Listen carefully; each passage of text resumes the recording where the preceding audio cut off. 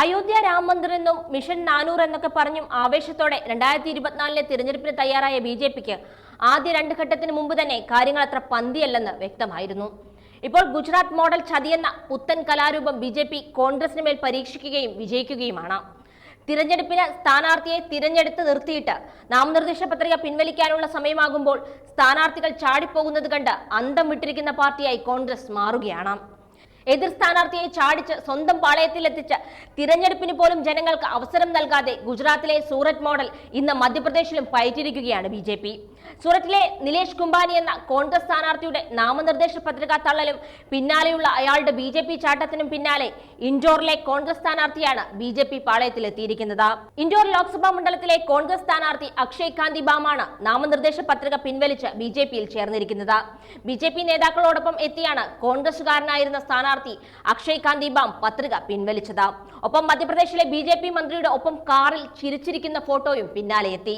നരേന്ദ്രമോദിയും അമിത്ഷായും ജെ.പി നഡ്ഡയും നയിക്കുന്ന ബി.ജെ.പിയിലേക്ക് അണിയായി വീണ്ടും ഒരു കോൺഗ്രസുകാരൻ എത്തിയതിന്റെ വിജയച്ചിരി മോദി പരിവാറുകാരനായ കൈലാഷ് വിജയവർഗീയ ആ ചിത്രത്തിലൂടെ പുറത്തുവിടുന്നുണ്ട്. മധ്യപ്രദേശിൽ തിരഞ്ഞെടുപ്പിന് 2 ആഴ്ച മാത്രം ശേഷിക്കവെയാണ് അക്ഷയ് കാന്തി ബാമിന്റെ താമരച്ചാട്ടം കോൺഗ്രസിനെ പ്രതിസന്ധിയിലാക്കിയത്.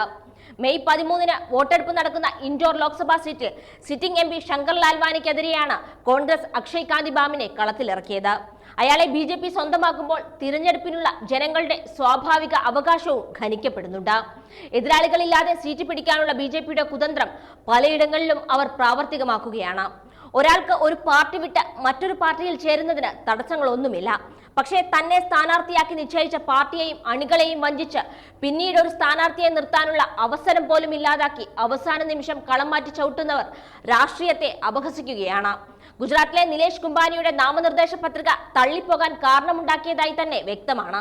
അയാളുടെ ഒപ്പമുണ്ടായിരുന്ന ഡമ്മി സ്ഥാനാർത്ഥി അടക്കം ബി.ജെ.പിയിലേക്ക് പോവുകയും ചെയ്തതോടെ സൂററ്റിലെ ബി.ജെ.പി സ്ഥാനാർത്ഥി മുകേഷ് ദലാൽ എതിരാളിയില്ലാതെ വിജയം ഉറപ്പിക്കുകയായിരുന്നു. കോൺഗ്രസ് സ്ഥാനാർത്ഥി നിലേഷ് കുംബാനി ബി.ജെ.പിക്കൊപ്പം ചേർന്നതോടെ പുത്തൻ ചതിയുടെ തന്ത്രം ലോകത്തിന് മനസ്സിലായി. ബി.എസ്.പി അടക്കം സ്ഥാനാർത്ഥിയെ നിർത്തുകയും സ്വതന്ത്രന്മാരും സൂറത്തിൽ തിരഞ്ഞെടുപ്പിൽ മത്സരിക്കാൻ പത്രിക നൽകിയിട്ടും അവസാന ദിവസം ഇവർ ഒന്നടങ്കം പത്രിക പിൻവലിച്ച് ബി.ജെ.പി സ്ഥാനാർത്ഥിക്ക് വിജയം ഉറപ്പാക്കിയപ്പോൾ ഇന്ത്യൻ ജനാധിപത്യം ഒരു പുത്തൻ ചതിയുടെ തന്ത്രത്തെ പരിചയപ്പെടുകയായിരുന്നു. ഇന്ന് മധ്യപ്രദേശിലും ബി.ജെ.പി ജനാധിപത്യത്തെ ഇല്ലായ്മ ചെയ്യുന്ന ഈ തന്ത്രം കോൺഗ്രസുകാരെ വിലക്കെടുത്ത് ആവർത്തിച്ചതോടെ ഒന്നിൽ ഇത് നിൽക്കില്ലെന്ന് കൂടി വ്യക്തമായി. തിരഞ്ഞെടുപ്പ് വരെ കാത്തുനിന്ന നാമനിർദ്ദേശ പത്രികാ സമർപ്പണവും കഴിഞ്ഞ് പിൻവലിക്കാനുള്ള അവസാന ദിവസം എത്തുമ്പോഴേക്കും പ്രയോഗിക്കുന്ന ബി.ജെ.പി കുതന്ത്രം കോൺഗ്രസിന്റെ സംഘടനാ സംവിധാനത്തിന്റെ ദുരന്താവസ്ഥ കൂടിയാണ് എടുത്തു കാട്ടുന്നത്. കൂടെ നിന്ന് കാലുവാരുന്നവരെ സംസ്ഥാന ഘടകങ്ങൾക്ക് കണ്ടെത്താൻ കഴിയുന്നില്ലേ? പാർട്ടിക്ക് വേണ്ടി പ്രവർത്തിക്കാതെ മറുകണ്ഠം ചാടാൻ നിൽക്കുന്നവനെ എങ്ങനെയാണ് സ്ഥാനാർത്ഥി പട്ടികയിൽ ഇടം നേടുന്നത്? എന്തിന്റെ മാനദണ്ഡത്തിലാണ് സ്ഥാനാർത്ഥികളെ രാജ്യത്തിന്റെ മുത്തശ്ശി പാർട്ടി നിശ്ചയിക്കുന്നത്? ഇത്തരത്തിൽ തിരഞ്ഞെടുപ്പ് നടത്താതെ തന്നെ വിജയിക്കാനുള്ള ഫാസിസ്റ്റ് തന്ത്രങ്ങൾ വിജയകരമായി താമര പാർട്ടി നടപ്പാക്കുമ്പോൾ ജയ് ജയ് വിളിക്കുന്നവർ തങ്ങളുടെ വോട്ടെടുപ്പിനുള്ള അവകാശം കൂടിയാണ് ചിലർക്ക് പണയം വെക്കുന്നതെന്ന് ഓർക്കണം.